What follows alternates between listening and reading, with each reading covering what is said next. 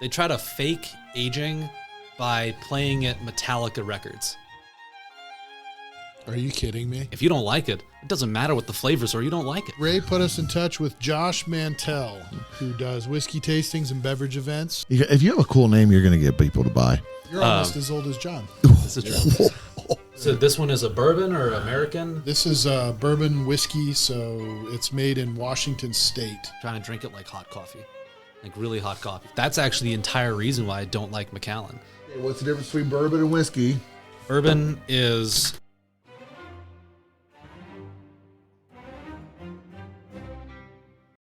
Hey, welcome to the Rumble, Matt. What's going on, brother? Oh, I'm excited for today. Oh, yeah? Yep. What do we got going on today?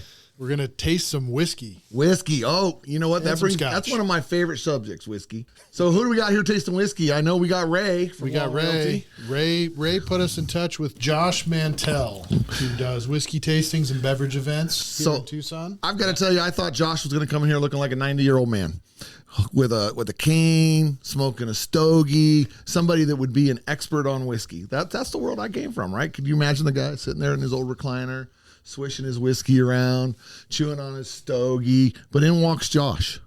What the hell, man? What are you, like 12 and you're drinking? You could grade me up in post-production? Yeah. You could make it look like it. We could. Yeah. How are you, sir, first of all? I'm doing great. It's a little cold outside. Wait till I turn on the air conditioning in here. Okay. Born and raised Tucson, and anything below 60 is freezing. Yeah, what school did you go to? Catalina Foothills. Catfoot. Yeah. You weren't in that shitty band, were you? I actually was. Okay. Yeah.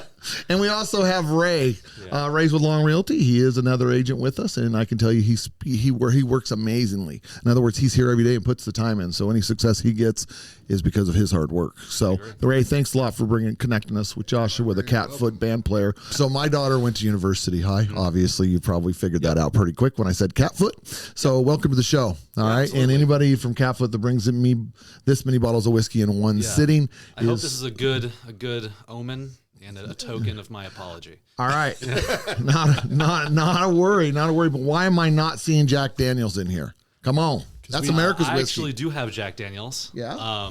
But I assume that you guys and a lot of my experience, a lot of people in Tucson, they drink American product. So I was trying to bring something different. So, Matt, what was that question you were referring to? Like, what's the difference between like a Jack Daniels and a $2,000 bottle of whiskey? Yeah, I mean, I think for most people, it's turned into kind of like the wine industry where it's like, how pretty is the label? Yeah. And most people probably look at it and go, oh, it's $75 or it's $129. Like, it's going to be better. I've bought stuff myself that's, an $80 bottle and it's still sitting there with like one sip out of it because I hate it. And I'm waiting for somebody to come over to the house and finish it off for me. But are people better to just find what they like and then just stick with that and screw all the marketing garbage? I mean, you should always drink what you like first and foremost. All right. What kind of, and this is going into the backstory, we can talk about that later. I feel like we should card Joshua. You can, yeah. Okay, wait, go ahead. Okay. No, I'm teasing you. It's very flattering. Yes, absolutely. At this ripe young age of 65. Yeah. You're almost as old as John. This is true. I'm sorry. All good, happens. But yeah, no, what kind of got me into this whole thing was that there's this stigma around kind of sommelier and sommelier culture where it's the stiff wine person in the corner telling you you're an idiot and that they know better than you, and while that might be true, there's these guys who crowdfunded a distillery in southern Texas. I believe they're in Austin. Their whole thing was just like, the best whiskey is the whiskey you like, the way you want to drink it. And that's kind of the Garrison? idea. It's Fang and Feather. I haven't. If you have a cool name, you're going to get people to buy. Yeah. We just went over to that one store, and there were so many options, right? There's a lot.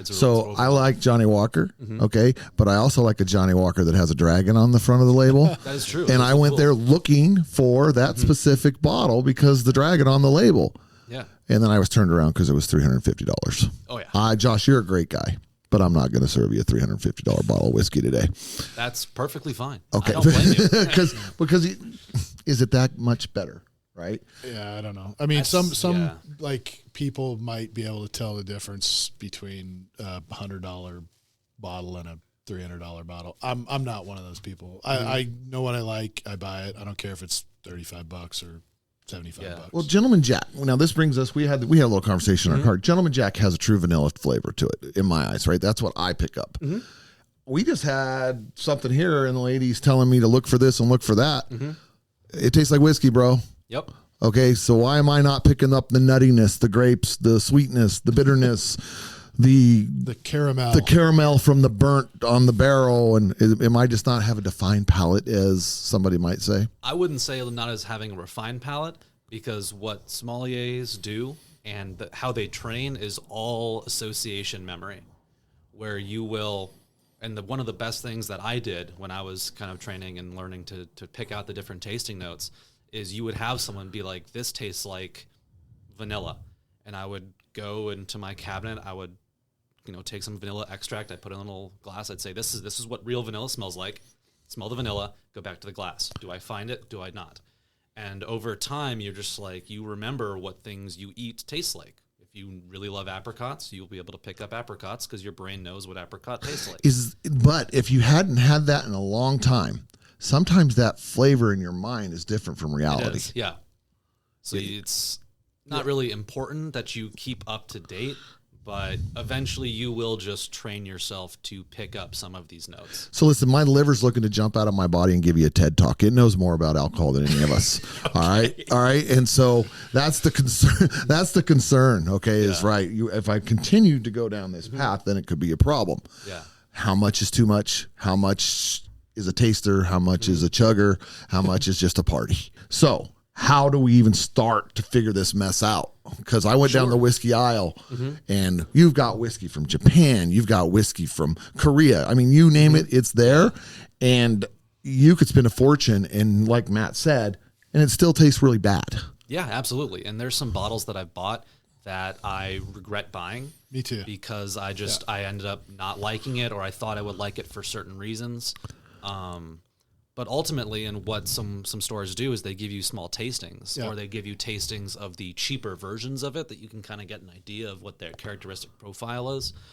But for the most part, I mean, sometimes you just pay for brand. Yeah. My biggest gripe, and I love some of the Johnny Walker stuff. The Green Label is one of my favorites from their lineup. But sometimes I recognize you're paying for brand. A lot of the special edition blue labels, you're paying for the artistry, and less so for the whiskey, because the whiskey's the same. Right. I enjoy it, and I like the bottle, but I just don't need $350 sitting on my shelf. Yeah, absolutely. Right? And there are some bars, even in town up in Phoenix, that will have some of these. And I always tell people, before you buy a bottle, or if you're thinking about buying a bottle anywhere, even starting at $80, if that's a high price point to you, because price is so relative. Right. So an $80 bottle of whiskey could be someone's like expensive, this is my gem. But if you're already in the whiskey kind of nerddom and industry, $80 is not that bad. And your idea of expensive is in the $700 mark. So is this, okay, so I am an amateur photographer. I've spent a fortune in cameras, fortune in lens, you name it, the gadgets. I probably got it somewhere in my house and never used it. Okay. I hope my wife doesn't listen to that. So is it kind of the same thing? This is my hobby, and I taste whiskey for a hobby. And that's why because I'll spend $3,000 on a camera. Yep. $5,000 on a lens. All right. But this is my hobby. I'm going to spend $300 on a bottle of whiskey because that's what I enjoy to do. Is that the way to look at it? I think that's a great way to look at it. I can't do that anymore since I've turned this hobby into a business. Yeah. So my personal collection is part of my product. And if I ever do finish a bottle, I need to be able to replace it because someone might want it. Right. But it's kind of the same way. You kind of have it somewhere in between of a hobby that you constantly interact with, but it's also part collecting. And depending on who you talk to, they will err somewhere in the middle. I never collect. I open every bottle I buy because I really love it, and I find that experiencing new flavors, trying new things is fun, and that's what I enjoy about it. You played with your Hot Wheels, didn't you? Oh, I did. Absolutely. Yeah. and my Beanie Babies. Yeah, that's right. Oh, yeah, that was my retirement plan, man. Oops. Yeah. So how did a 19-year-old kid get into this? Well, it started with after 5 years of doing university for electrical engineering and data analytics, we kind of hit the 2019-2020 lockdown. Everybody was inside, kind of feeling bad, drinking a lot. And because of that, a lot of bartenders at really nice bars, really prestigious places that are really exceptional and forward-thinking in the service industry, they couldn't work. Right. So they turned to YouTube, they turned to blogs, and they said, we need to make money. We have this skill set, we have this knowledge. Let's give it to people. Let's talk about it. People are actually kind of taking interest to it. Let's see what we can do. And I kind of got started into mixology and seeing how different flavors pair together. Through that, a buddy of mine was really into Scotch. I got into gins and ryes because I wanted big, brash flavors. And then he got me into Islay Scotch, which is probably one of the biggest, brashest, and to some disgusting flavors you could ever have in a glass. But it just clicked for me, and I loved it. And then after that, it kind of was a hobby for 2 or 3 years. And then I learned about a sommelier, more education program. And after doing that, I was just like, man, this would be a pretty cool job if I could go to people. Turn your hobby into a job and actually enjoy it. I get paid to hang out with people and drink whiskey. That's wow. Awesome. You're my hero. Matt, I got one more question before we start turning the program early over to him. Do you have anything so I don't just shut you out? No, I think once we start tasting stuff, we'll kind of come up with another group of questions. But just to kind of let everybody know what we've got here from the beginning, we've got Scotch whiskey, we've got bourbon, we've got Japanese whiskey, we've got wheated whiskey, and then another one from Washington. So the wheated one is from Oregon Spirit. So we're going to talk 72% wheat, which is more than a lot of the wheated ones apparently, which are more like 52%. So it's much more wheat, no corn. Yeah. So that's the difference, I guess, between this one and say another wheated bourbon like Maker's Mark or something like that. Yeah. Or Larceny or one of those that are wheated. Do you drink Maker's Mark? Oh yeah. Oh, it's disgusting. One of my favorite old fashions. So much for a sponsor. Is a Maker's Old Fashioned. There's different types, right? And so there's Scotch whiskey, there's rye, there's wheat, blah blah blah blah blah blah blah blah blah blah. If we took all those names away and we put a glass in front of me, would I know the difference? And or do I have to be trained and educate myself to know those differences? There are some big indicators. Okay. If you're just going in completely blind, like if I just pick someone off the street who's, their whiskey experience is shots of Jack or Jameson in a bar, they probably wouldn't be able to tell you. There are some kind of big categorical flags. And I'll talk more about it once we get to tasting these guys. But depending on the grain and the process of making, it will lead to certain big flavors.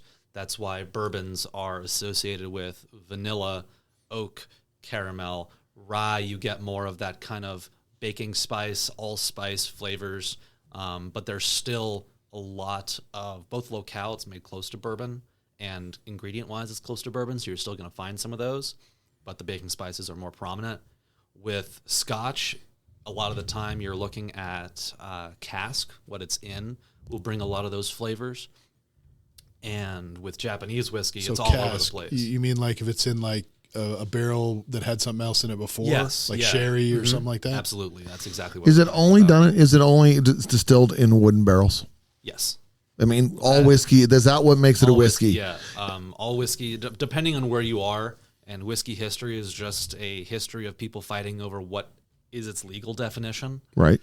Which is far less interesting than actually drinking it. Don't they make beer first, essentially? Yeah. And then they strip out the alcohol? And that was a huge part of some of the American single malt distillers. Well, I was in Denver, and Stranahan's has their distillery or their brewery next door. Yeah. And they used to just take the mash from the brewery and just distill it into whiskey.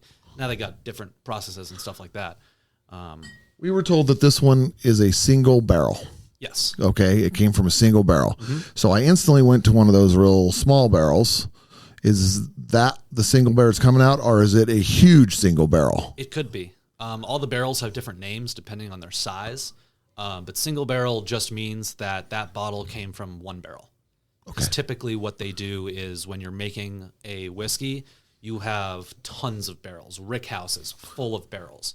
And you're like, this is the product of the bottle and bond, the regular one. Yeah. And they typically have an idea in mind their distiller and their blender have an idea in mind, and they kind of pick between these barrels, which all taste slightly different, to kind of hone in on what they want the final product to taste like. Yeah, that's And what that way- kind of what she was saying. She said they have 3 people, Yeah. and they all have to agree Yes. that it's that type of barrel. Otherwise, they take it away and they use it in something else. Yeah, and then single barrels are a bit more of like a fingerprint type of release, where it will taste similar to other single barrels, but it really is a unique experience. And that kind of what draws people to buy single barrels is because this is the only one like this.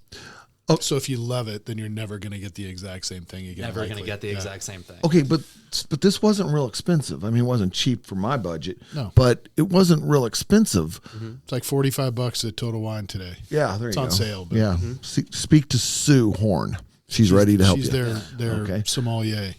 But what I'm trying to say is, then why is that not cost more if we're using a smaller barrel? The amount of pull out of it's going to be less. We're going to only get 50 bottles out of the barrel comparatively They have other single barrels too. Yeah. of the same thing.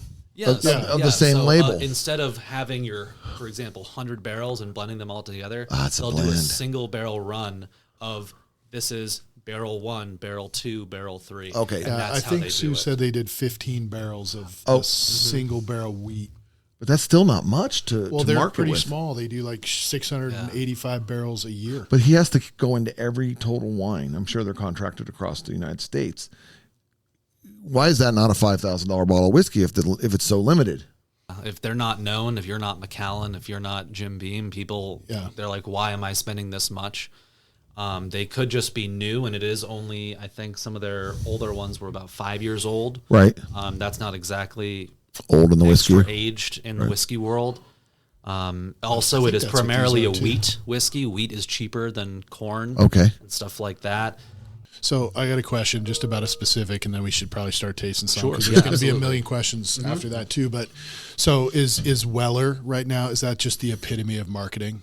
Oh yeah, the Wellers, the Pappy Van Winkle, everything coming out of Buffalo Trace. To be fair, the distillery is trying to combat it. They actually have a hotline that you can report like The prices in unauthentic or incredulous Price gouging. price gouging, secondary market stuff, So wait, because they know how sought after. I've seen is. it go up just the green. So the base Mm-hmm. Weller go from like $100 to $200 in the last Yeah, year. and it's what people will pay It's for. the same thing. Yeah. I bought one at $100 because I wanted to see what all the hype was about, but it was just kind of average. disappointing. And a lot of those Not guys, they're worth it. disappointing. I mean, it's that good, price. but at that price, I've had better. We've had those conversations, Josh and I, and you and I, about Blanton's like last week, and different things that, say, 7 or 8 years ago, you could get for $48 a bottle, and now it's $120.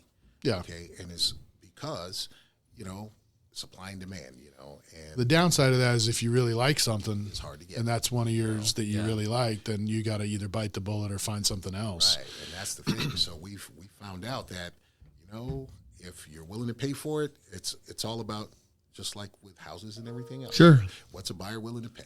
Look at Ray And rolling what you real like, estate. right? Yeah, what you like. And so Buy what you like. I love my Blanton's, so Yeah. whenever I can find a bottle or get a bottle, I will. He went all the way to Japan and got me She loves Japan. Japanese release of Blanton's that's made only for the Japanese market. And man, was that great. Wow. And so I try to save enough to where, because once you get rid of something, it's not like you can get more unless you go to where that was. It was old too, if I it was remember. old. Yeah, Yeah. It was Did- like the would you- 91 or 92. What did you think of Japan when you went over there? Oh, I love Japan. Wasn't it amazing? Yeah. Yeah, I've been there. That's on I my bucket lived list. I there want to for a go. couple years, and I had a great time. But the Japanese whiskeys and everything, I mean, I like bourbon, I like scotch, and I tell you what, my own palate, I'm used to a lot of different things, but he has also educated me on some things. We've had some tastings at his place, and I tell you what, I've tasted some things that are like, I can see why it's this much. Got it. Yeah. Got it. So, Because you formed your palate. yeah. You've drank enough, right? Instead of the guy that's on Mad Men who's got a really expensive bottles up on his shelf just because, well, besides advertising, but for in that market, in that world, that's the you've got to have this certain whiskey on your shelf if you're going to entertain clients, right? And So do you only taste stuff when you're doing your thing? Just what do they call it? Neat. when I am tasting whiskey, I typically do it neat, or what I'll introduce you guys as well is a couple drops of water. Okay. These little eyedroppers. Which is the ice cube for me. Yep. I mean, nothing's better than an ice cube in a glass of whiskey. No, I agree. An ice cube is great. There's some problems with that, and I'm not here to tell you that you're wrong. That's how I like it, right? I view myself as like an educator, and not to be like one of like the pompous guys who says that you're wrong. I'm not trying to be the wine person. You're not trying to be that whiskey a-hole? Yeah, I'm not trying to be that.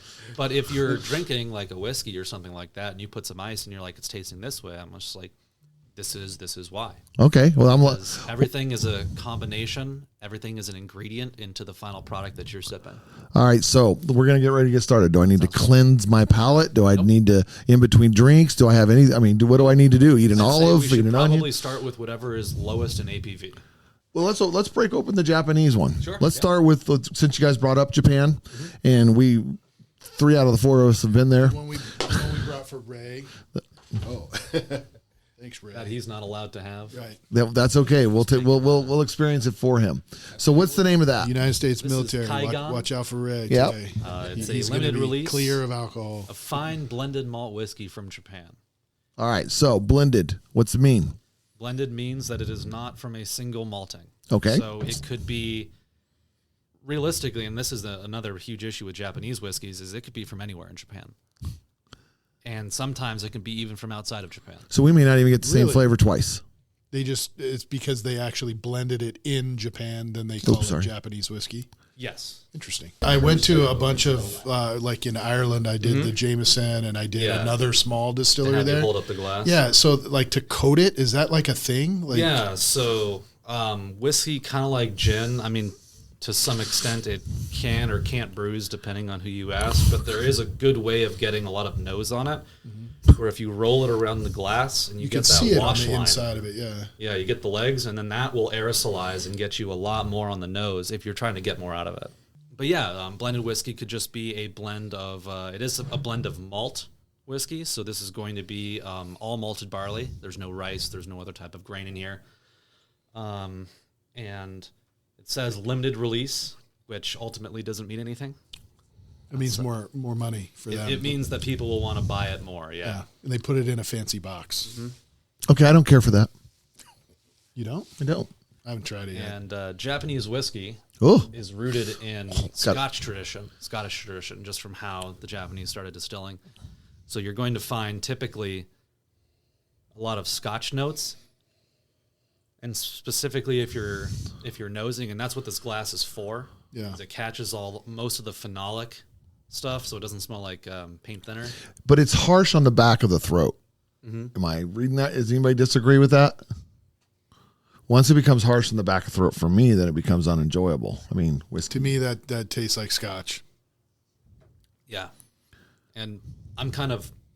If you have enough whiskey, that harshness just goes away. Well, yeah. It becomes After the first, alkaline. it's always the case. After the first drink at the bar, you could drink anything they bring you. Isn't that one of the things about dropping some water in it too? Those kind of takes that first it kind bite of takes away. the edge off. But also on the first taste of any whiskey that I do, I always tell my clients and anyone I'm drinking with is to try and drink it like hot coffee, like really hot coffee. Just get a little bit in there, Okay. so they can kind of coat your mouth. It'll coat your throat, and it won't be as abrasive. It's not this huge flash. Yeah. You can kind of ease into it a little bit. But yeah, no, it tastes like a young, lighter Scotch. Yeah. Okay, so get it in your mouth, swish it around, Yeah. coat your mouth. It does go down a lot easier. I have to Yeah. agree. It doesn't hit the back of your throat like a sledgehammer. Yeah. And that's not and that's why for me, when the water gets in there and an ice cube, and I know there's reasons why not to do that, and there's reasons why.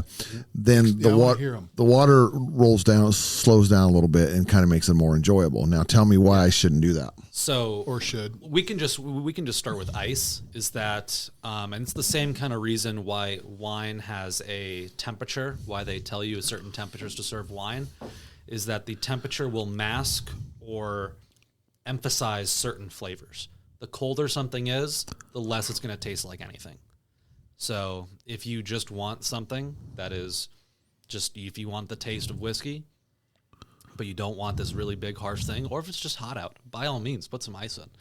I personally don't do it because I typically drink things that I already know that I like, and I know how I like to drink them. And if you're looking to add dilution, Water is a great way. which is really what I'm doing. Yeah, you're bringing down the proof, so Yes. it's not quite as hot. Right. Okay. So by chilling it, I heard you. I'm learning. We're bringing down. You're like chilling is like turning the volume down, Okay. and dilution is like spreading it out. So with an ice cube, you're kind of doing both. Doing both. So you're double whammy on I'm not tasting what's actually in the glass. I actually enjoy it with a big old, like one of those big rock. round. Yeah. Yeah. Like I think we all do, right? it melts slower, It so melts you slower, don't. yeah. You can actually, pour another one and still have the same Yeah. ice cube. It's not like That's some how I pours, drink some of whiskeys too. The Woodford Double Oak, I really like. It has. I'm not a huge oak guy, but I really love the flavor, so I use the temperature to kind of tone back that oaky tannicness. But I love the flavor of the Double Oak. That's how I drink. Okay. so that's something it's- that people could get Yeah. from learning about the qualities or flavors of and how to get to that point. You can actually change it while you're drinking it based off of what you do to make it fit what your palate wants. Yeah, and the higher proof the whiskey, the more you will get out of adding dilution. Because all this stuff comes out of the barrel like 65%, somewhere around there, like super hot. And then they cut it with water to get it down to whatever proof they bottle it at. So if you're just adding more water, you're just diluting it more. Okay. But are you diluting the flavor as well? It depends. Makes sense. Okay. It depends. If you're looking at could something be like enhancing some, it 43%, you're probably just turning down the flavors. Okay. But probably for the bottle and bond here, I didn't bring any with me today, but there's some whiskeys that are bottled at cask strength, 65%, and all those flavors are so compact that sometimes you need a little bit of water to kind of break it Yeah, I out. saw some of those like 125 proof. Yeah, Yeah. So that's cask strength essentially. yeah. any of these whiskeys that are on the table, would you put a mixer in, or are these all sipping whisks? I wouldn't mix any of these personally, at least before I tried it. Right. If it's at a lower price point, I might add some mixer if I'm just trying to sip anything neat. Or certain whiskeys, this one specifically, the reason I brought it is because I don't have to think about it. I just drink it and it tastes good. Right. Sometimes So I old don't want to. fashioned is like a big thing now. Like everybody wants an old fashioned. People are smoking their old fashions. They're doing all sorts of different stuff to the It's a old great fashions. cocktail. So, but really, that's what just your whiskey, your bitters, And your sugar. and your sugar, and then muddled fruit or whatever. And I hope not. Throw a couple cherries in it, or what do If they it's put good in it? whiskey, I hope they're not putting muddled Well, that's sugar what in you there, usually yeah. get when you order something like that. It's, So the difference between an old fashioned and a Manhattan is there's no sugar in a Manhattan. Manhattan has vermouth. Okay. That's fortified wine. Oh, I skipped that part. so basically you just have whiskey. Yeah, it's cherry. just straight whiskey and a cherry, yeah. And a cherry. Well, I think every once in a while I'll throw bitters I in there. actually do like a couple of cherries and just like a glass every now and then. Let's do another one that's different. Let's do one of yours. Sure. I mean, it'll be similar. So do in I need to flavor rinse this profile. out? I guess is what I'm saying. Probably would be a good idea, but you could just like put a little drop of water, swirl it, and So let's move on to one of the let's scotches. open one of these guys you've brought, here. so that we can kind of compare that to the Japanese whiskeys. Scotch is a different animal. it is a different animal. It is very similar though. You're going to find a lot of commonalities. So real quick, everyone I know that topped like up when here. we were in Ireland, they were saying that they bought like at Jameson anyway. We didn't get into the barrels too much at the other small distillery that we went to, but they buy a lot of the barrels from America that have do. already been used. Yep, it's a great symbiosis. Okay. Because part of the classification that makes bourbon is it needs to be an unused Oak barrel. oak barrel that is It's like white is oak charred. or something specifically even. Like Yeah, a very specific oak barrel, but the most important thing and the reason why it's so good for both parties is that it has to be unused. So once they use it to make bourbon, they can't use it again unless they want to make a American whiskey, something like what the Bottle and Bond, the wheat whiskey here, since it's not bourbon, they can reuse barrels. Okay. But this great relationship started where the American whiskey makers couldn't reuse their barrels, So they were just dumping them. and they're just getting rid of them. And the people in Scotland, they needed barrels. Yeah. They're cooperage, and they needed a way to age their whiskey. And because it is already held spirit, the impact of the cask isn't as much. So you're getting a lot lighter more nuanced tones of the vanilla, those oak flavors, vanilla and cinnamon. And they can use them as many times as they like. Granted, there is a point where you overuse it, and it becomes overly tannic. There's like kind of this it's like if a wine is corked, where it just kind of tastes like wet dog. Whiskey has an equivalent. Yeah, I have to ask you if you ever tasted a wet dog. Actually, I have not, but I grew up with 3 dogs, so I've definitely smelled my fair share. it smells like what it tastes like, I'm sure. So the vanilla and the cinnamon I'm not going to say that. Cinnamon. Flavor actually comes from the barrel. There is no addition to vanilla in the recipe. Yeah, there is no imparted flavor. It is actually illegal to tamper with the flavor of whiskey, and it will kind of how they define that will change where you are. The U.S. does not allow colorant at all. Where in Europe they are allowed to add a certain amount of E150 colorant, which is a little duplicitous, since people assume that if a bottle is dark, it's old, it's rich, it's lovely, but they could just add coloring to it. Okay, but not allowed in the States. But not allowed in the States. So what you see through the bottle is what you get here. Absolutely. Now, what if it was And brought that in comes from the char in the barrel? Correct. Okay, what if something is brought in from Japan? Is that held to the same standards? I don't know. That it's held to the standards of which it is distilled and barreled. Gotcha. So if it's not barreled in the United States, they could do whatever they want within the confines of the laws in their country. Okay. Japan is currently figuring that out, as I said before, but hopefully that kind of gets solidified. I'll tell you what, as far as like Japanese whiskeys go, that's the thing. What happened with Yamazaki? Yeah. We used to buy a bottle of 12-year Yamazaki 10 years ago for $50. Now you can't buy a bottle of 12-year for under $100. Well, because it's a 22-year-old now. Because in 2014, No one wanted it. 2014, it actually happened to win the World Scotch Championships. So that's what drove everything up. Okay, so really, let's go back to that really quick. I know we'll go to our next one. I already did. So if you're nosing it, and people do have a dominant nostril.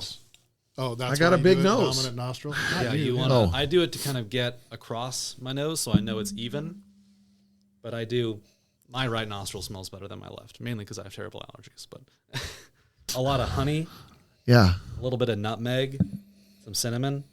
You have a very good palate. Which one is this? This is the Glenfiddich. This is the one that I love to drink. This is good. Just kind of, it's my daily drinker. I buy it at Costco by the bulk. Just neat. Yep. And that's the way And to me, it kind of just tastes like marzipan and just confectionery. And it's just such a nice, it's not overly sweet. It's not saccharine, but it has such a nice kind of fruity flavor. And All right, so I'm not getting any of that. All right, which is okay. Maybe my nostrils are bad. I don't know. Are you getting any of that? What do you taste? we're talking about tasting now. All right, let's try. Yeah. Give it a shot. With the two have to go together, don't they? Sometimes. Because There's certain whiskeys that I don't like because there is a dissonance between what I smell and what I taste.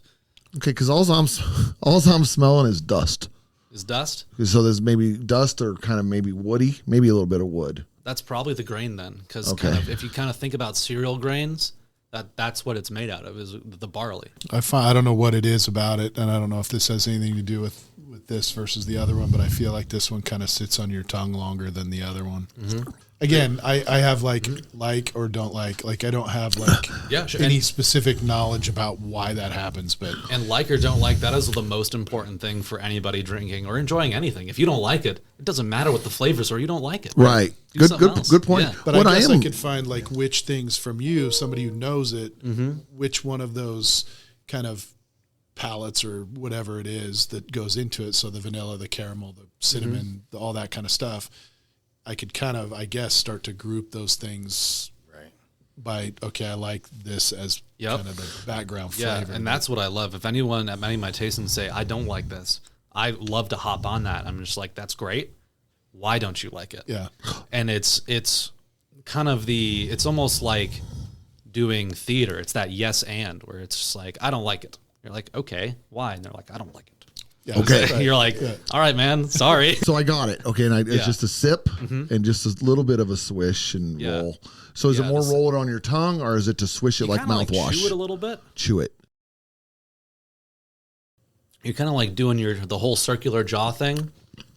and kind of moving it around your mouth. So how much does the breathing through your nose as you're taking that sip affect what your flavor profile is going to be? It helps a lot with getting air Yeah. and oxygen in, and if someone is having hard time with the proof, that's typically what I do, especially if there's like, oh, this smells super alcoholic. I say, well, smell through your nose with your mouth open. Yeah. Open the windows on both sides. Yeah. And you're just catching what's going through. Okay. And there's a lot of kind of tips and tricks to help people ease into it, because once you're there, it's a lot nicer. But you have to get to the deep end. Yeah. So I did add a little water just because that's how I'm used to drinking it. Yeah, absolutely. Okay. It got better for me. Okay. Just because that was where I'm used to drinking. Right. And it's kind of like eating a sandwich. This is another analogy I like to use, where it's like, think of that like a whiskey, like a sandwich stacked really high. You can't get your mouth around it. You're not going to be able to get into it. Adding the water, you kind of take it and put it in half. Yeah. Now it's a little bit more mouth-sized, bite-sized. And you're like, okay, let's keep dividing this out, and eventually you'll be able to take a bite comfortably. Right. And that's what the water does. But if this is the true way to do it, is without water, without ice. Even the Scots do water. Yeah. Oh, even the Scots. That Even makes the me Scots feel do better. Yeah. Okay, because they're pro. Scotch and water. They don't do ice. They're a little more pure about that because it's part of their nationalism. Oh, because of the temperature. Okay. But the water, absolutely, they'll do a couple drops of water. Okay. And in my notes, I have this is the engineer in me for my whiskey collection. I have it all cataloged and spreadsheeted. So will Matt. And I have with certain whiskeys, or it's like, I like this whiskey with this many drops of water. This whiskey, this many drops of water. So that's your own personal. That's my own personal And he's choice. talking drops, man. Yeah. I'm an ice cube filled From half this whiskey, guy. half He's water, probably mix it not up. pouring them like this deep either. I mean, No, I usually do if I'm at a tasting, I typically do 1/3 of an ounce pours. Okay. Because I want you to taste it, and you're not like, if you're paying for me to be there, I'm giving you whiskey. Right. I want you to be able to taste it and enjoy it. And I also want you to have enough that after you taste it, one of the best things you can do is come back to the last one you tasted and kind of do an A/B. Okay. Yeah. And so you're like, okay, this one smells a little bit more like vanilla. This one smells a little bit more like cherries. I mean, the reason I find that as you go sorry, John, but as you go further down the line, like let's say you've got 6 different kinds you're tasting. The feedback that you get from the people that you're talking to gets better as you move along, just strictly from the number that typically you starts as education and kind of ends more like bar talk. Yeah, okay. Because, I mean, fair. That's what I was getting at. we're It's all like, drinking. Then people are like, oh, I really like this one after like 6 of them, Yeah. So- but I also keep the portions low enough that I'm not just tanking them. I want them to remember. I want them. I mean, that's also a business strategy. Right. Sure. You want people to remember the good time they had, but you also want them to have a good time. Let's do a completely We're other side of the world. We're back in kind the of States deal. now. Yeah, let's do like a Kentucky bourbon. What do we think about that one? We'll see. Lordstown. Well, that's one thing about Kentucky. You can't really go too wrong. Yeah. And admittedly, American whiskey is probably my weakest point. When I was doing my studying, it was a lot and more focused on Scotch and Scottish tradition. And I kind of tangentially brought in American whiskey. Is it this one? Yeah. So an interesting thing that, again, in Europe at a distillery, information that I thought was most interesting, at least, was that they have, say, 4 or 5 different types of whiskey that they're going to export to countries, but they only have maybe one that they export to the United States. And the reason why they said that is because the United States in particular has a palate that is more apt to like things that are like bourbon, which is more harsh tasting. The flavor's really heavy. It's tannic, it's heavy, it's big. And they don't, so they might send one of their 5 that they make to the United States because they tried it and the United States didn't buy it. And I'm glad you said that, because that is literally what this Glenfiddich is. This 14-year is only sold to the United States. Okay. And there's a very specific reason, is because usually, I mean, the 12-year is great. It's their flagship. It's their entry-level product. It's sherry cask. The 14-year is their more special edition. This is oak cask. Okay. This is bourbon. So bourbon barrels. Okay. Bourbon barrels. So as I made my funny earlier about 14-year-old, that's been 10 liters. Now it's 24-year-old.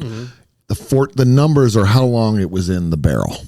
not how long it's been produced. The number is the youngest whiskey that is in the bottle, which is not as apparent as it might seem.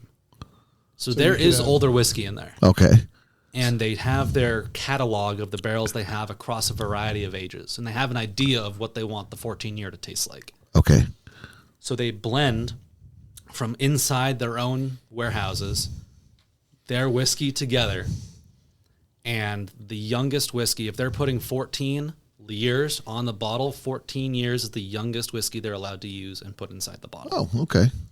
That's why if you have something like the Kaigan, and this is not a sign of poor quality, which is another thing that I really love to fight against, is that age is a sign of quality. I mean, we've tried this, and we're all kind of, at least you didn't like it. I didn't care I'm for it. kind of so-so on it. Yeah, I'm giving that one to Matt. There's no legality. They could put something straight off the stills into this thing, and they would be perfectly fine. Interesting. So this one wasn't bad. What did you think of this one? You like this Well, this one? is one of my favorites all the time. The Bardstown, yeah. Barstone? Yeah, old Bardstown. And if you're coming into it on the nose, Yeah.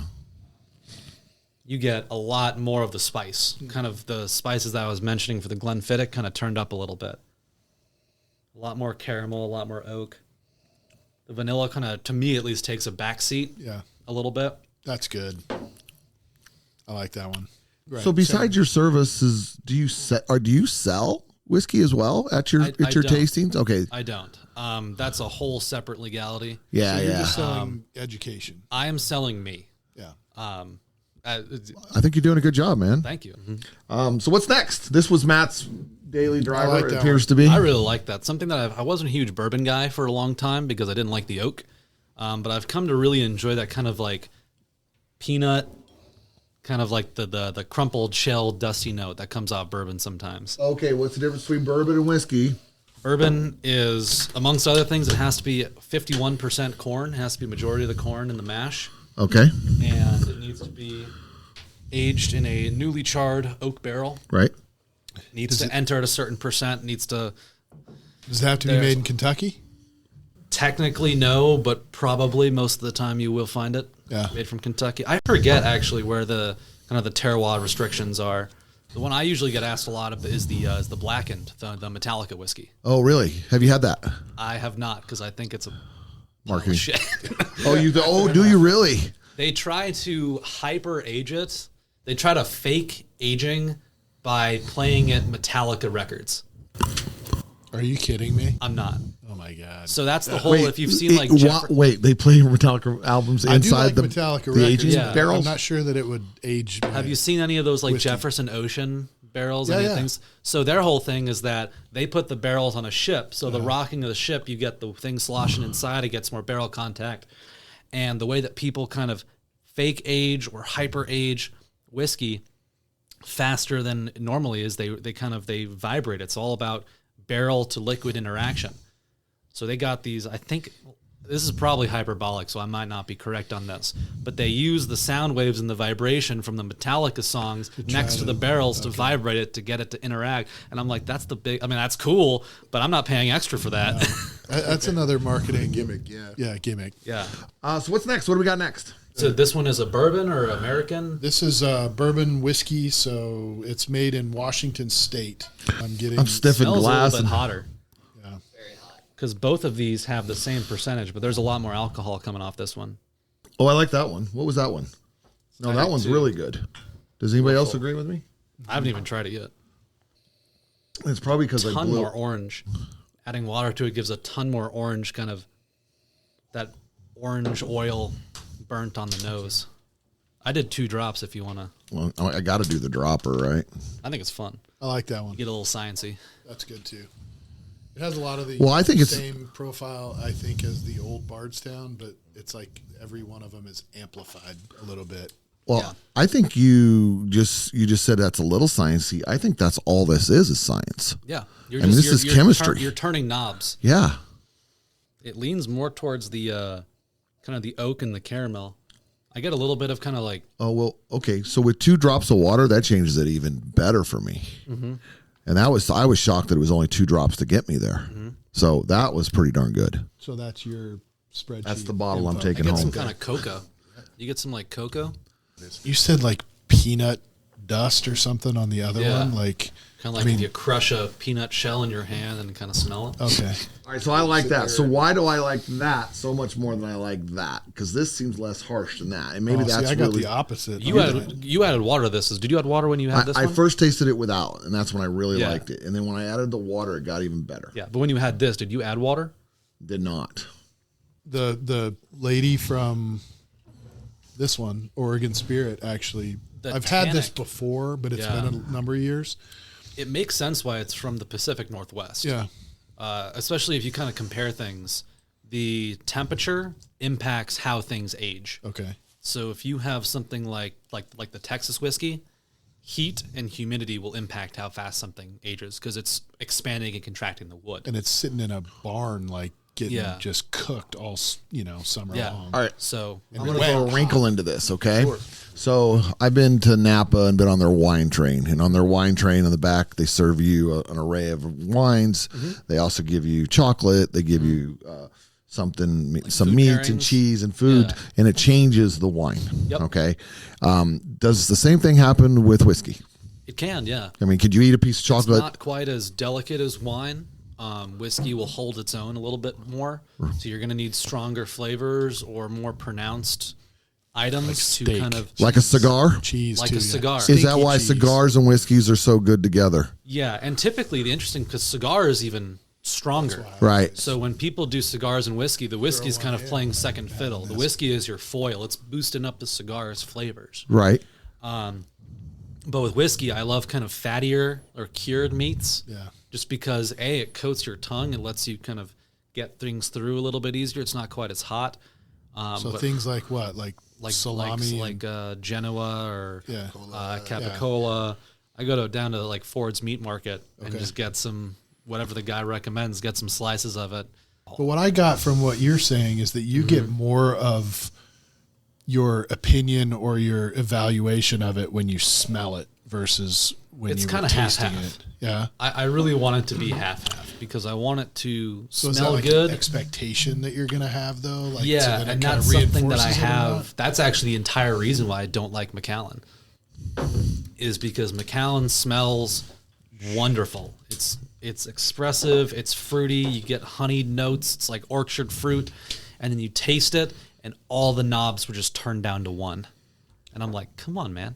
So what's with the peat for that kind of stuff that everybody talks about? Like that. I'm a that's huge what peat gives guy. Gives it the flavor. I that get it- why people don't like it because it's kind of a little bit acrid, kind of ashy, smoky.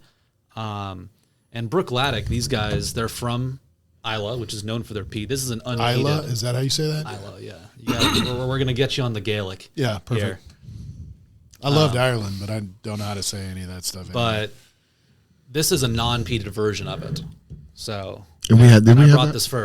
this for a specific reason as well, is because it's so really Scotland, local. What are we talking about? This is Like Scotland. This is okay. Scotland. This is Isla from the is a part of yeah. It's a region of it's a Scotland. region of Scotland. Yeah. Isla. I've never been there. I should go there. You got the Highlands and the Lowlands and Isla. South, so I you got think? different areas where they do this. So do they have this like huge operations like we do here? Like now there's like Oh, yeah. 6 distillers that make like 90% of the whiskey and bourbon. So it's not really. Is it still more like So you have a lot of family companies. run or like do any of them like that? You have a lot of like family-run distilleries, but what you have are more big corporations like Campari and Diageo Oh. who own multiple distilleries. Okay. Do they let them have autonomy over what they're making Not still? really. No. I was curious. That's about why this is such a pleasure for me, is because the Diageo, I believe it's Diageo who owns Glenfiddich, they want to make money. Yeah. So they sell whiskey at 40% APV, Yeah. the lowest you can make it. And you can, if you're cutting everything with water to the lowest, that's one barrel gives you a ton more bottles. Wow. Right. So do you feel that the independent distiller is popping up a little bit more? Is more people taking this on? I was traveling used to. through. Yeah. For the past few years, there was a huge surge in American independent distilling. Yeah. But now, just because of a ton of reasons, markets, alcohol's kind of taken a downturn a little bit. It's not quite as popular as it used to be. You think that's because marijuana's legal?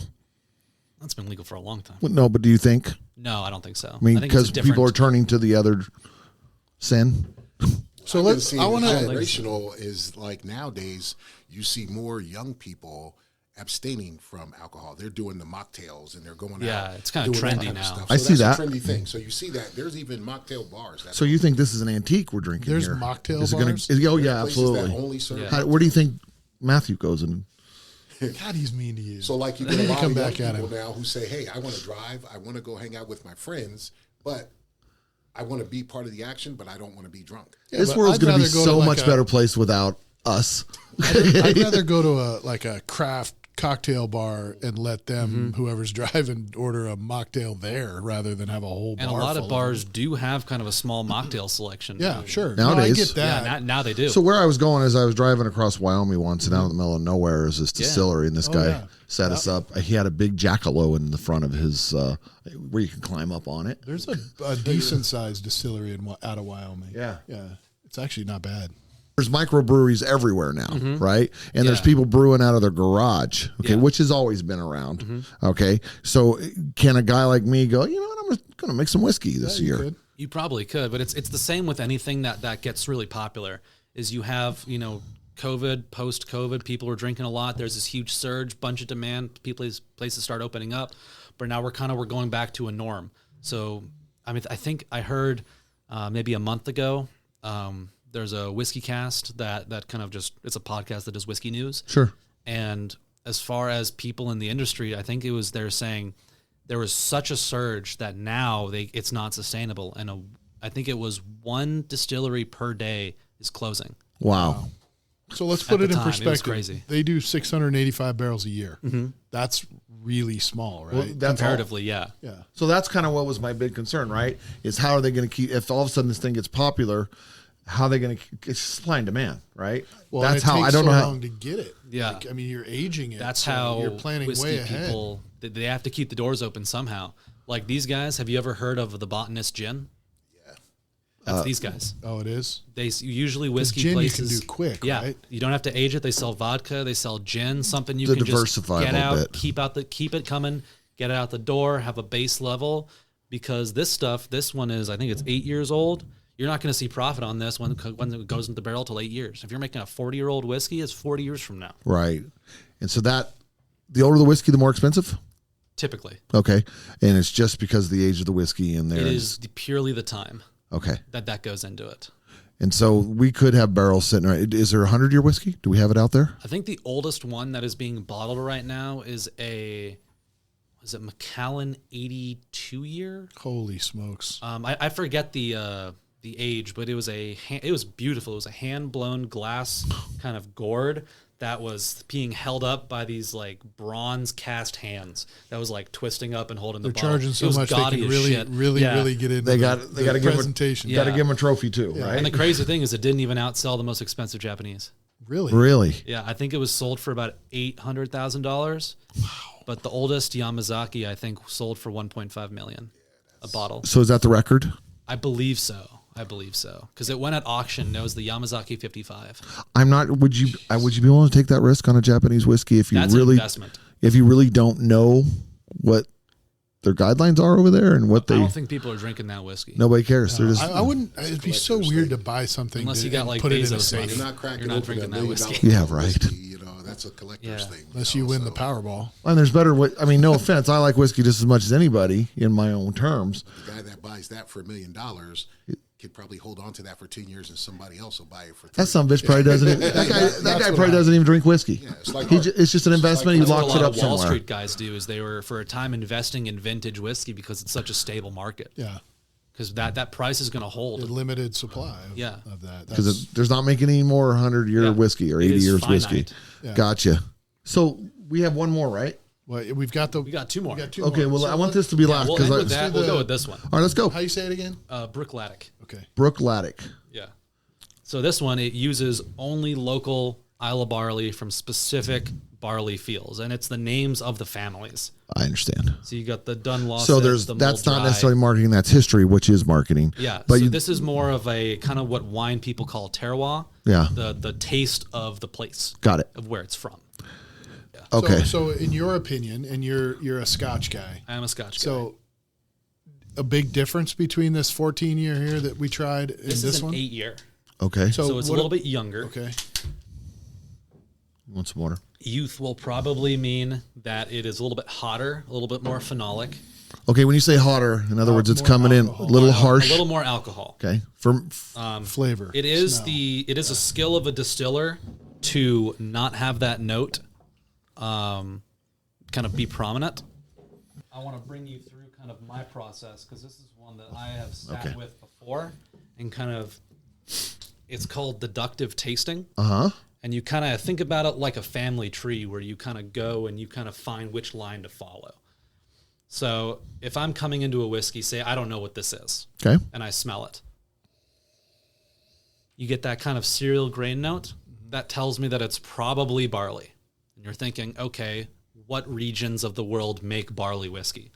It's a little bit too light for an American single malt because America, the U.S., it's really hot, and it's not gonna have that body. So I'm thinking kind of probably Japan, maybe Scotland. That was pretty hot. And then you also smell a little bit of phenol, like phenol, a little bit of I rubbing think I know what he means by hot That now. tells me it's can probably smell sub 10 years, somewhere around the 10-year mark. And you're going through. I don't smell any fruit notes.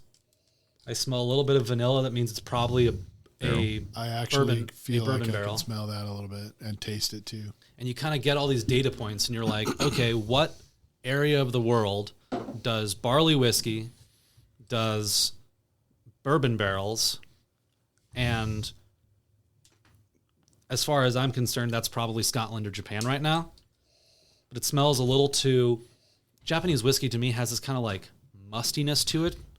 So I don't think this would be Japanese, but I have been completely confused before. They're so close together sometimes. Okay, so me setting 4 blank bottles up here without you knowing, you could probably I can make guess some it. pretty good guesses. Good guesses at the Yeah. region, good guesses where it might have come from. Certain distilleries, I could tell you immediately where it's from. Does that just come in time? Kind of, yeah. Or practice? I just know what things taste like. Right. Scotch with this just even Scotch? like a few drops of water. It just opens it up. Yes. It's Didn't it change way it? better, I think. That for me, I did the I'm not small trying thing. to punish myself when I drink Yeah. it. No, At no, first, good like, it points. goes from my tongue Yeah. like to the roof of my mouth. And the I don't first want thing, that. this And that's one, what that did to me. Yeah. It this scorched is me. super salty as well. I agree with that. And to me, that says, okay, we're thinking coastal. Is that what that is? It's from the It's from the seawater water, into the rick okay. house. Yeah. So this is when I think I 3 dropped it. yeah. Much lighter, did much like softer. That little salty drops in note there. to me Yeah. kills the Japanese idea. So I'm thinking right now with that salty note, I'm thinking Scotland. I think the coolest thing So they don't do the same way in Japan because You just don't get on the, you just the don't get that saltwater water. influence. Really? Because these guys, I mean, you can see And I can see that the they actual could. coastline and how close they are. Yeah, true. I think the coolest thing I picked up from you is you said there was a whiskey that actually puts their barrels on boats. So Yeah. the rocking of the ocean. So that tells me it's more of a science because That's they a have put little- some in, yeah. but that's also marketing. It is marketing, and with that one, they're not usually aged whiskeys. They're Yeah. trying to cheat the system a little bit. Is it any good? They're trying to hurry It's it up. okay. You're charge you're more, going to though. pay way more than it's actually worth. I said that's Their Jefferson. regular, yeah, their regular product, Jefferson, makes some pretty good bourbon, but the ocean stuff, you're going to pay like $30 more, and it's just not worth the price. So this particular one kind of was scorched earth for me. A little bit. And you Okay, add some and water. so now I know what you picked up on when you say it's hot because it was hot here and then it went straight to my roof. Yep. And it It's was also hot higher there. Proof. This is Okay. 100 proof, 50% alcohol. And then, but then like I said, I added 3 to 4 drops of water, and it was probably Smooth it out. smoothed it Yeah, out did, for yeah. me. Smoothed it out. So now I understand the purpose of the water in my life. Okay, and I also understand why I enjoy the ice cube because I like it chilled, and it brings everything down to a different level of abrasiveness. Okay, and I mean, I'm sure some people would think I was crazy for doing that. And there's Okay, also, if anyone tries to shame you, you can just tell them to. yeah, I cut do. off. Yeah, you can. I don't know if you because- figured that about this group, My but brother and I are What very you like? different. yeah, I bought it. What are you worried blenders, about? He's a Scotch guy. I like The bourbon blenders a who little make bit this more. stuff, they're tasting it at like 25% APV. How do the tasters? How do they? I mean, once And you then they bring it back up. how do they get it to where they can actually taste it? Because if they're tasting something 25 times a week, right? Yeah. Sooner or later, they're just going to get used to the flavor, and it's going to be okay. That's why good. they bring it down. You're kind of, then they bring Okay. it down. They bring it to 25% APV. Because like, then they're able to pull out the flavors, and not then the alcohol. They can put the pieces together before they turn the volume back up. When I first started, I was kind of doing like, sometimes it was like bartending stuff because I love mixology and I have a whole catalog of cocktails that I really like. But kind of just like, it wasn't what I was looking for out of my business. Right. So I do private events. And what I started with after I was just like, okay, I'm not just a nicer bartender. I have knowledge and I'm going to leverage that. I do whiskey tastings. That was just like the first thing. I do events, whiskey tastings. Right. Then after that, people are just like, oh, can you do like, because we're in Southern Arizona, people like tequila. Can you do tequila? And I was like, well, I don't know a lot about tequila. But I was like, if you sponsor me the bottles, I will, deep dive. There's knowledge that I have and it kind of translates. Sure. I will get really in the nitty gritty and I will do a tequila tasting for you. And I can do that. I've done it with rum. I kind of do gin sometimes. Some people just want something completely weird, so I kind of mix it up a little bit. You make a story with where you're going through the bottles. I've done the most recent one. I did a cocktail pairing for a guy's birthday party where they made this huge paella. And I was for the different courses. I did different cocktails. And then we love food. We ended with a whiskey tasting that was a little bit smaller because they already had a lot of drinks throughout the night. Is it expensive to host you? It depends on what you get. Okay. Typically the process goes is I have maybe like a half-hour conversation with someone and just like, tell me what you want out of the event. Do you want it to be really nerdy? Do you want it just kind of be chill, more relaxed? How long do you want it is the bigger thing because that will determine how many bottles I bring. Got it. And then based on that, I will put everything into my spreadsheet. I will, because it's set up that I have the bottles all cataloged, so I just put the name of the bottle. This is the 6 bottles. It'll tell me the total price of the event. Okay. And then I tell them, this is my, these are the bottles. I have a short description of each. Sure. Of what I'm bringing. The kind of things to look for in the tasting is like before we get really into the deep and nitty gritty of it. And I said, this is about the time frame that it'll take. These are the bottles. General notes. This is the price. Does that sound good? Do you have the ability to supply the bottles? Is that what you know? That's what you would prefer to do. I supply glassware and I supply the knowledge and I supply the alcohol. Okay. And you just have to show up and have a good time. Wow, pretty amazing. And if you want, I always encourage people to if you want to have fun, do some charcuterie. I can recommend some items based on what I'm bringing. This has to be our next client event. You just have a good time, man. I think we'd be good. Yeah. Talk to us. We probably would like to do a client event. We had about 60 people at the last one. And so that's a lot more booze, I guess. With 60 people, it's probably easier to do like I am a part of the event rather than the main event because it is just me. Sure. I can talk to 60 people. I have no problem with that. No, we just set you up in the corner. Yeah, and people want to kind of roll through and be like, hey, you want to try what's going on over there? Yeah, that's what we would do. I've done that before, and that's a great idea. Yeah, so we'll talk to you about that. But what I really want to get into is the last bottle. Some stats about the bottle while we're pouring around this guy here. So this one is from the region of Isla. It is non-chill filtered, which is something you'll see on a bottle a lot these days. So chill filtration is you're putting it basically through a filter. Okay. And it's all visual marketing because if you chill whiskey, it'll get cloudy. And someone decided that didn't look nice. So you basically filter out all of these kind of natural fats and lipids and things like that make it cloudy, but it also impacts the flavor. Well, that's what I was going to ask you. It impacts the texture.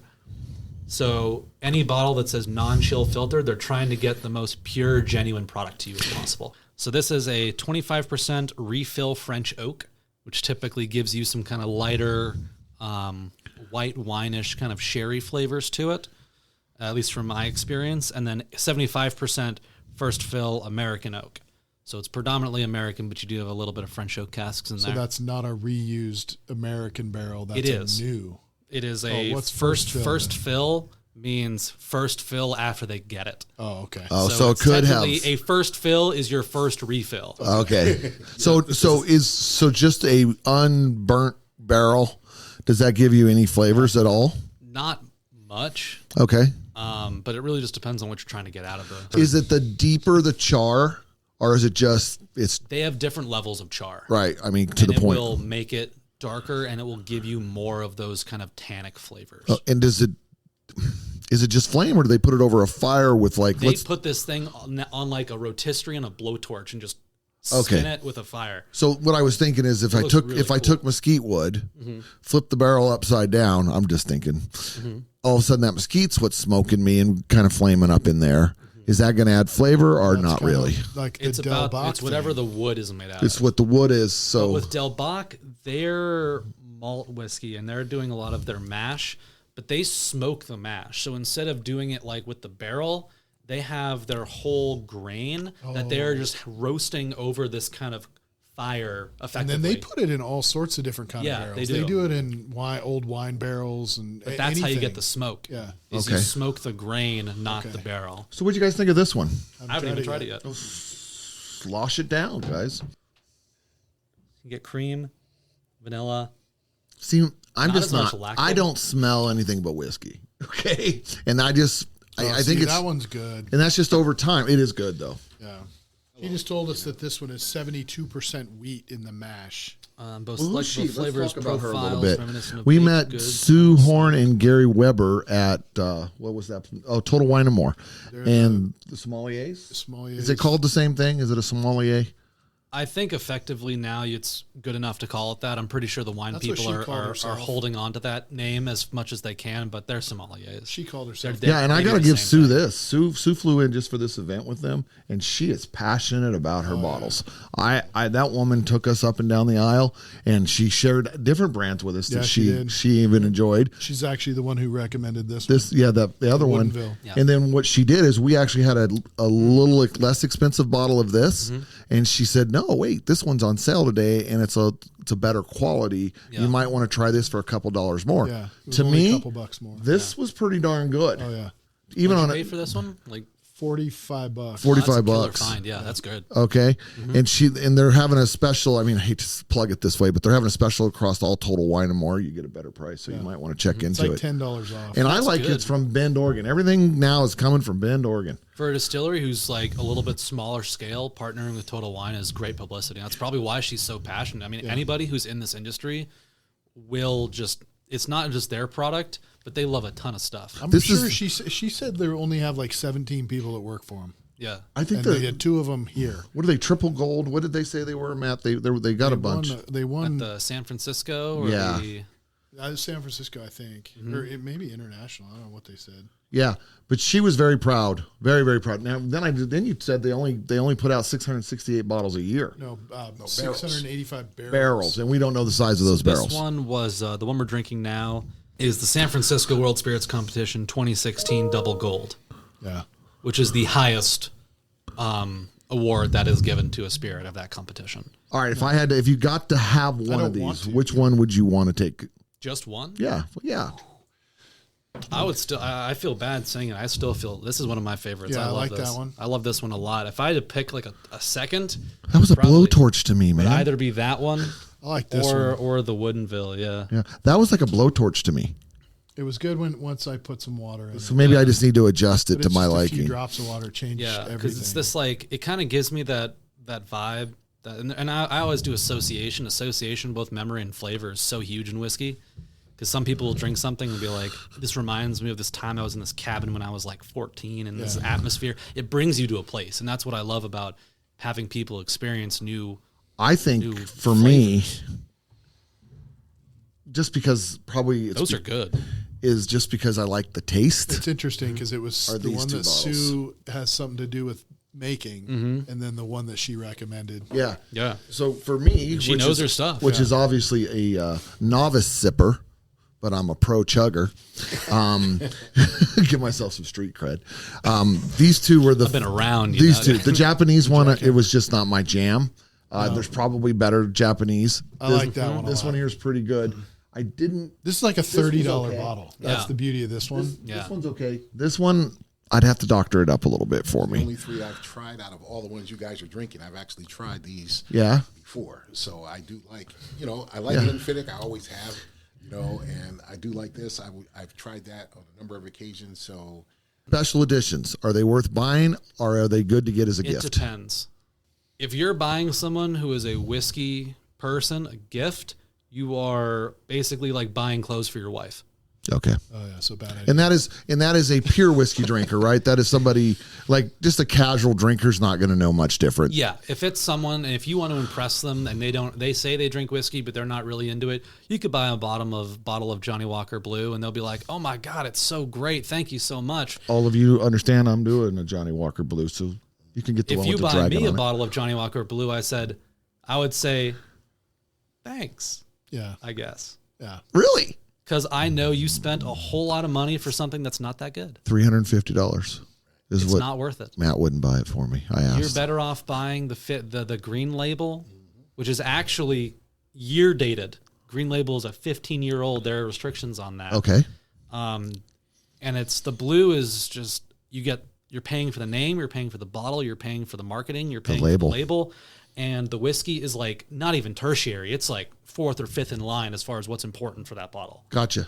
But it's something that is nice that you can buy for someone who isn't really For me. inducted into and it tastes it as far as an introduction whiskey, I think it's great. Okay. I just don't think it's great for the price. Okay, there you go. There you go. Because I like Johnny Walker. Sitting in their bar. Hey, you got a bottle of If that Johnny bottle Walker cost Blue, $100, I'd buy it all the time. Okay. But it doesn't. It costs double. If Now not I'll more. drink Johnny Walker all day, okay, and then some probably. They make good stuff. Right. It's just that, like you said, with the price, it's like, hey, you can spend $100 and get.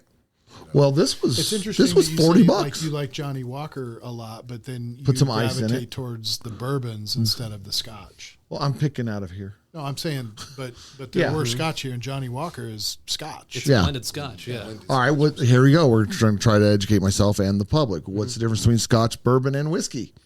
Scotch has to be made in Scotland. It is whiskey from Scotland. Is that it? There are some other restrictions, but the biggest thing to know is that it is whiskey from Scotland. And they have a different And it process has to be that they use, I has to think. be 100% malted barley. Okay, so As far as the grain. so it has to come from Scotland. We cannot call it a Scotch if it's from here. Correct. Because there's no Scotch USA. That's true.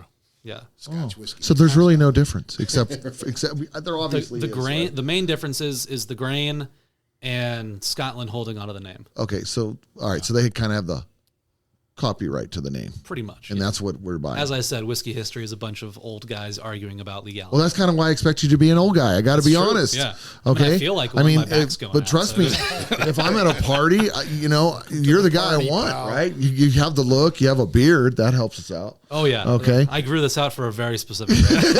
They're on the beanie, man. We could dress you up in any ways. The beanie was actually unintentional because there's these guys out of Southern California that make watches out of whiskey barrels. Oh, really? So this is a Buffalo Trace barrel, got and it. you can see the numbering. This is my not like a flex, but it's No flex. We love watches around here. it's a Buffalo Trace. Everything from the dial to the inlets on the band are all part of a repurposed whiskey barrel. Can we put a link up there, please? Is Original Grain. Original grain. Yeah, we'll They put a link do, up there because a lot of reclamation pretty work cool, man. because they do whiskey barrels, they do tequila barrels, beer barrels, forest fire woods, old retro guitars, repurposed ocean plastics. love stuff the like color that. on that band. Yeah, Boy. and Yeah, they I have saw different that ones. They're doing one now, like you said, for a veteran. Yeah, they deal, did a so Jack for- Daniels yeah. collaboration. This one specifically is from Buffalo Trace. That's cool. Well, guys, I've had a great time. Appreciate it. Yeah. Hey, appreciate it. Thank you, coming, Ray, Ray. for joining us. Oh, it's And we want to make sure we see give you Ray later this Alston week. credit. He's the one that actually brought this guest to us. Yeah. If you decide not to use us in real estate, make sure you use Ray. Ray's a good guy, and we appreciate agree, you. yeah. Thank him for his service. Yes, always as a vet. Here's to Ray. All right, Josh, tell me where we can find you.